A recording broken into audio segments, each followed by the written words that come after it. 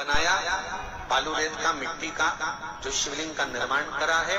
उस शिवलिंग का निर्माण करने के बाद में आपके मध्य में जब आप शिवलिंग बनाते हो घर के अंदर हॉल में या मंदिर में, तो ऊपर कोई कुंडी वगैरह लगी हो, पंखा लगा हो, उस पे से रस्सी बांध कर लेकर आकर इस फुलेरे को इस तरह से शिव जी के ऊपर लटकाया जाता है। इसको फुलेरा कहते हैं। ये भगवान शंकर का अखंड सौभाग्य देने का फुलेरा होता है, जिसको माता पार्वती जी, उमा, कात्यायनी देवियों ने इसका स्मरण किया।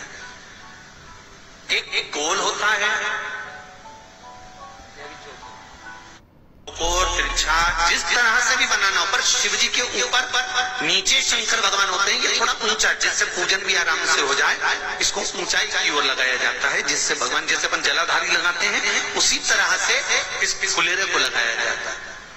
तो इस फुलेरे में कहीं ना कहीं पत्तियों को भी लगाना चाहिए। माला के साथ में कोई आम की पत्ती हुई, अशोक की पत्तियां हुई, उसका भी स्मरण, उसका भी स्मरण। जैसे भगवान देवाधिदेव महादेव का शिवलिंग का जब दर्शन हो गए सबको फुलेरा का, अरे जम के तो बोलो, हो गए ना। और जितने लोग आज फेसबुक पर सुन रहे हैं, अगर आपके स्मरण में फुलेरा नहीं हो तो उसका दर्शन अवश्य करिएगा। शिव मंदिर में अगर जलाधारी भी लगी हुई है तो जलाधारी से फूल बांधकर नीचे की ओर लटकाना चाहिए, पर लटकाना चाहिए, फुलेरा बनाना चाहिए।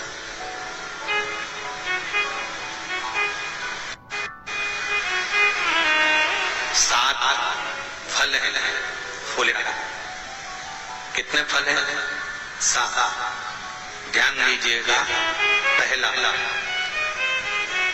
फुलेरा जो नारी व्रत करती आती है और व्रत कर्म उसका चलता रहता है, उस व्रत कर्म के अंतर्गत मान लो किसी कारणवश बीमारी में, कोई कमी के अंतर्गत, कोई सूतक सावड़ के अंतर्गत अगर नारी पूजन नहीं कर पाती है, पूजन नहीं कर पाई और उसने केवल फुलेरे का दर्शन ही कर लिया, अपने पलंग पर पड़ी पड़ी भी फुलेरे का दर्शन कर लिया है, तो नारी को हरतालिका तीज के व्रत का फल प्राप्त हो जाता है।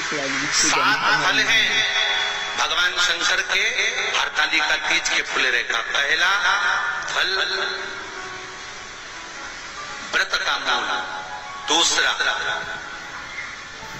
यदि कोई नारी आई और उसके संतान नहीं, 10 साल, 8 साल, 5 साल, 6 साल, 7 साल, 12 साल, 15 साल हो गए, उस फुलेरे का मात्र स्मरण कर एक पुष्प भी उसने अगर हल्दी कुंकू का लगाकर उस फुलेरे का टच कर भगवान शिव के पावन चरणों में रख दिया है और विनती कर गई है, तो अगला फुलेरा वो खुद बनवाती है, उसकी गोदी में संतान आ ही जाता है। श्री शिवाय नमस्तुभ्यम। हर हर महादेव। प्रदीप मिश्रा जी ने बताया कि फुलेरे तीज का कितना महत्व होता है।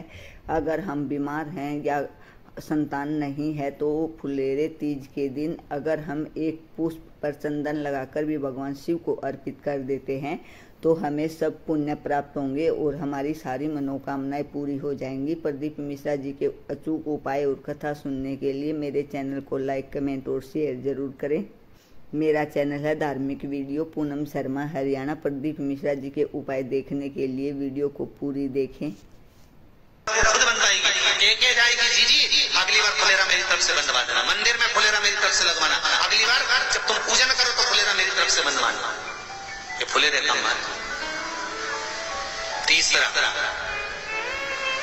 महाराज हम कोई दान, गौदान, हरतालिका तीज की किताब है आपके, जो लोग पढ़ते होंगे हरतालिका तीज की किताब, उसमें लिखा है ब्राह्मण देव को ये दान देना है, ऐसा दान देना है। अब कोई गरीब है, कोई साधारण है, नहीं है किसी की कैपेसिटी, नहीं दे सकता, तो क्या होता है? तो कहा हम गौदान नहीं कर पाते, हम स्वर्ण दान नहीं कर पाते, हम वस्त्र दान नहीं कर पाते, हम मुद्रा दान नहीं कर पाते, हम अन्नदान नहीं कर पाते, हम ये सारे दान अगर नहीं भी कर पाते हैं तो शिव महापुराण की कथा कहती है तीसरा फल फुलेरे का है कि मात्र फुलेरे का दर्शन स्पर्श कर लेने से सारे दानों का पुण्य फल प्राप्त हो जाता है। ये तीसरा फल फुलेरे। श्री शिवाय नमस्तुभ्यम। हर हर महादेव। प्रदीप मिश्रा जी ने बताया कि फुलेरे का तीसरा फायदा क्या है या उपाय क्या है। प्रदीप मिश्रा जी ने बताया कि हमें अगर दान नहीं कर सकते हैं, हम गौदान नहीं कर सकते हैं या पंडित को दक्षिणा नहीं दे सकते हैं, तो केवल फुलेरे के स्पर्श मात्र से ही हमारे सभी काम बन जाएंगे और हमारी सभी मनोकामनाएं पूरी हो जाएंगी। इसका फुलेरे का चौथा महत्व है महाराज। चतुर्थ महत्व हरताली का तीज के फुलेरे का है। जो कुंवारी कन्या हरताली का व्रत करती है,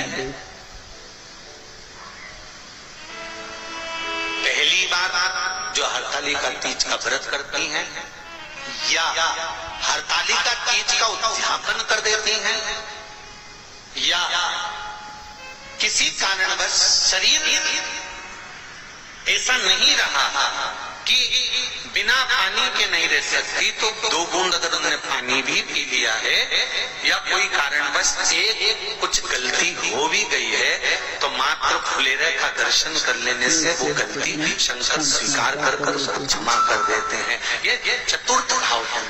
श्री शिवाय नमस्तुभ्यम। हर हर महादेव। प्रदीप मिश्रा जी के उपाय देखने और जानने के लिए मेरे चैनल को लाइक करें। फुलेरे का अगला वर्णन करा गया महाराजा शिव तत्व। श्री शिवाय नमस्तुभ्यम। हर हर महादेव। प्रदीप मिश्रा जी ने चौथा उपाय जो बताया है, अगर हम बीमार हैं या उठ नहीं सकते या कुंवारी लड़कियां जो व्रत करती हैं अगर वो नहीं उठ सकती, अगर पानी भी पी लेती हैं, बीमार हैं, तो उससे भी भोलेनाथ हमसे प्रसन्न ही होंगे। एक बार फुलेरे का दर्शन मात्र कर लेने से जा सकते हैं। हम ना सोमनाथ जा सकते हैं, हम ना किसी स्थान पर जाकर एकांत में भगवान शंकर का स्मरण कर सकते हैं। मान लो हमें एकांत में बैठकर शिव की भक्ति करना है, किसी मंदिर में किसी देवालय में जाकर भक्ति करना है, तो फुलेरे का मात्र दर्शन करने से, पूजन स्मरण करने से उस भक्ति का फल भी हमारे खाते में आ जाता है। और फिर अगला आखिरी का जो वर्णन किया गया है वो कहा गया कि पार्वती मैया गुफा में जाकर भगवान का भजन करती थी, शिव का स्मरण करती थी और फिर अपनी सहेलियों के साथ बैठकर शंकर का स्मरण करा, जिसका फल पार्वती को मिला। तो कहा हम न किसी गुफा में प्रवेश कर सकते हैं, न हम किसी गुफा में या जंगल में जा सकते हैं। इस फुलेरे के नीचे शंकर भगवान की जब अर्चना करते हैं, आराधना करते हैं, हरताली का तीज के दिन फुलेरे के नीचे हम भगवान शिव की पूजन करते हैं, तो हमारा वन में किया गया भजन का फल ही हमको प्राप्त हो जाता है। ऐसे फुलेरे। श्री शिवाय नमस्तुभ्यम। हर हर महादेव। प्रदीप मिश्रा जी के श्री शिवाय नमस्तुभ्यम। हर हर महादेव। पूज्य प्रदीप मिश्रा जी ने बताया कि माता पार्वती कहीं गुफा में जाकर भगवान शिव की आराधना करती थी और फिर घर आकर अपनी सहेलियों के साथ भगवान शिव की आराधना करती थी। फिर माता पार्वती जी ने यह वरदान दिया कि जो भी फुलेरे के नीचे बैठकर या उसे छूकर भी भगवान शिव की आराधना करेगा, सभी पुण्यों का फल उसकी झोली में आ जाएगा। अगर हम भगवान शिव के मंदिर में नहीं जा सकते हैं या अकेले आराधना नहीं कर सकते हैं, तो फुलेरे तीज को दर्शन मात्र से हमारी झोली में सभी पुण्य आ जाएंगे। प्रदीप मिश्रा जी के उपाय और वीडियो देखने के लिए मेरे चैनल को लाइक, कमेंट और शेयर जरूर करें। मेरा चैनल है धार्मिक वीडियो पूनम शर्मा हरियाणा। हर हर महादेव। जय शिव शंकर।